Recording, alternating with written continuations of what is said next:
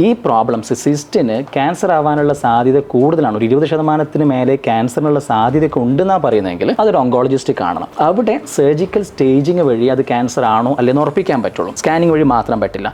അതിൽ സാധാരണഗതിയിൽ വേറെ എവിടെ അസുഖമൊന്നും ഇല്ലെങ്കിൽ നമ്മൾ ബയോപ്സി എടുക്കില്ല. സാധാരണ ക്യാൻസറിനൊക്കെ ബയോപ്സി എടുത്തിട്ടാണ് നമ്മൾ ഓപ്പറേഷൻ ചെയ്യാം. ഓവറി ക്യാൻസർ നമ്മൾ സസ്പെക്ട് ചെയ്യുകയാണെങ്കിൽ ബയോപ്സി എടുക്കില്ല. കാരണം ഓവറിയിൽ മാത്രമാണ് അസുഖം ഉള്ളതെങ്കിൽ നമ്മൾ ബയോപ്സി എടുക്കുന്നത് വഴി ചിലപ്പം അത് പൊട്ടാനും അത് വയറിൻ്റെ ബാക്കി ഭാഗത്തേക്ക് വരാനുള്ള സാധ്യതയുണ്ട്. അങ്ങനെ ആകുമ്പോഴെന്താണെന്ന് വെച്ച് കഴിഞ്ഞാൽ ഓപ്പറേഷൻ മാത്രം മതിയായിരുന്ന ഒരു ട്രീറ്റ്മെൻറ്റ് അത് 1A സ്റ്റേജ് ആയിരുന്നു. അതിനെ വയറിൻ്റെ ബാക്കി ഭാഗത്തേക്ക് അസുഖം നമ്മൾ സ്പില്ല് ചെയ്ത് കഴിഞ്ഞാൽ 1C മാറും. അപ്പോൾ ഓപ്പറേഷൻ കഴിഞ്ഞാൽ നിർബന്ധമായിട്ടും കീമോതെറാപ്പി കൊടുക്കേണ്ടി വരും. അപ്പോൾ അതുകൊണ്ട് അസുഖം ക്യാൻസർ ഉണ്ടാവാൻ സാധ്യതയുള്ള ഒവേറിയൻ സിസ്റ്റുകൾ സർജിക്കൽ സ്റ്റേജിങ് വഴിയാണ് നമ്മൾ ട്രീറ്റ്മെൻറ്റ്. അതായത് ഡയറക്റ്റ് സർജറിയാണ്. അത് ഓപ്പറേഷൻ ചെയ്യും. ഓപ്പറേഷൻ്റെ സമയത്ത് തന്നെ മുഴ ഫ്രോസൺ സെക്ഷൻ വഴി ആ സമയത്ത് തന്നെ പത്തോളജി പരിശോധന നടത്തും. അതിൽ ക്യാൻസർ ആണെങ്കിൽ ക്യാൻസറിൻ്റെതായ രീതിയിലേക്കുള്ള ഓപ്പറേഷന് പോകും. അങ്ങനെയാണ്. അതായത് സാധാരണ 20% ആളുകൾക്ക് സിസ്റ്റ് കാണാം. അതൊന്നും ക്യാൻസർ ആവണമെന്നില്ല. വളരെ കുറച്ച് മാത്രമേ ക്യാൻസറിനുള്ള സാധ്യതയുള്ളൂ.